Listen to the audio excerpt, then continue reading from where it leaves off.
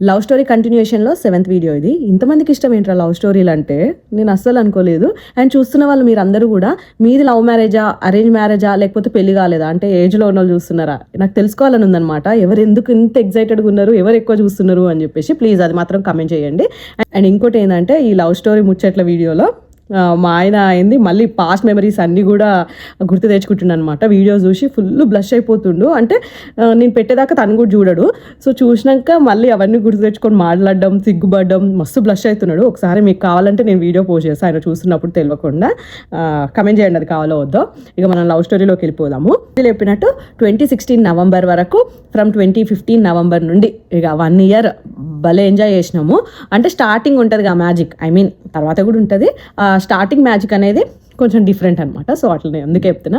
ఆ 1 year మాత్రం మంచిగా మూవీస్కి వెళ్ళే వాళ్ళం, లాంగ్ డ్రైవ్లు అని చెప్పేసి బైక్ మీద. అండ్ ఇంకొకటి ఏంది, ఫ్రెండ్స్తోనే మొత్తం గ్రూప్ అంతా అవుటింగ్కి వెళ్ళే వాళ్ళం. ఇంకా చింటే ఏంది, మా అమ్మాయిల గ్రూప్లో మంచిగా ఎటు ఫీలింగ్ లేకుండా మంచిగా వచ్చేవాడు అనమాట. వండర్లా అని చెప్పేసి, జలవిహార్ అని చెప్పేసి హైదరాబాద్లో అట్లాంటి ప్లేసెస్కి ఇక మస్తు తిరిగినాము. ఆ 1 year మాత్రం ఇట్లా గడిచిపోయింది. అండ్ ఇంకోటి ఏంటంటే చింటూ అప్పుడు షార్ట్ ఫిలిమ్స్ తీస్తుండే. ఒకసారి ఏం చేసిండు, తను ఒక షార్ట్ ఫిలింలో నన్ను చేయమని చెప్పేసి అడిగిండు లీడ్ రోల్. అయితే నేను తన పక్కన, మా ఇంట్లో వాళ్ళు నో అస్సలు ఒప్పుకోరు అనమాట. సో సరే అడుగుదాం ఒకసారి అని చెప్తే పొరక్కట తీసుకొని వేస్తా అని మా మమ్మ అన్నది. వామ్మో వదిలేదే అని చెప్పేసి నేనేంది సర్లే చింటూని కలవచ్చు, ఈ వంక పెట్టుకొని పోదాం షూట్కి, తర్వాత చూద్దాంలే అని చెప్పేసి పోయినా. తర్వాత షూటింగ్ అంతా స్టార్ట్ అయిందనమాట, జరుగుతుంది. ఒక 1 day 2 days పోయినా. తర్వాతకి ఏం చేసిన, వామో వీళ్ళు చాలా సీరియస్గా చేస్తారు, అంత కష్టపడుతున్నారు. నాకు భయం వేసింది, ఏంది వీళ్ళు ఇంత కష్టపడుతున్నారు, రేపు నేను వద్దు అని అంటే ఏమన్నా ఉందా అని చెప్పేసి ఇక చెప్పేసిన. తర్వాతకి వద్దు నేను రాను, మా ఇంట్లో వాళ్ళు ఒప్పుకుంటలేరు, వాళ్ళకి నచ్చట్లేదు ఇట్లా అని చెప్పేసి ఇక చెప్పినాక చింటూ అయితే ఫుల్ డిసప్పాయింట్ అయ్యిండు. ఇక తర్వాతకి నేను చేయలే అనమాట.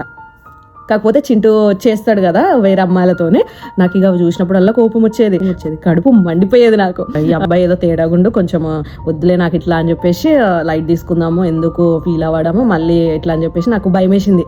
ఇక వద్దు అని చెప్దామని చెప్పేసి ఒకరోజు అనుకున్నా. అయితే అదే కన్వే చేసిన, నాకు వద్దు ఇట్లా అని చెప్తే ఇక అప్పుడు ఆయన ఇన్స్టాగ్రామ్ అవన్నీ తీసేసిండు అనమాట, క్లోజ్.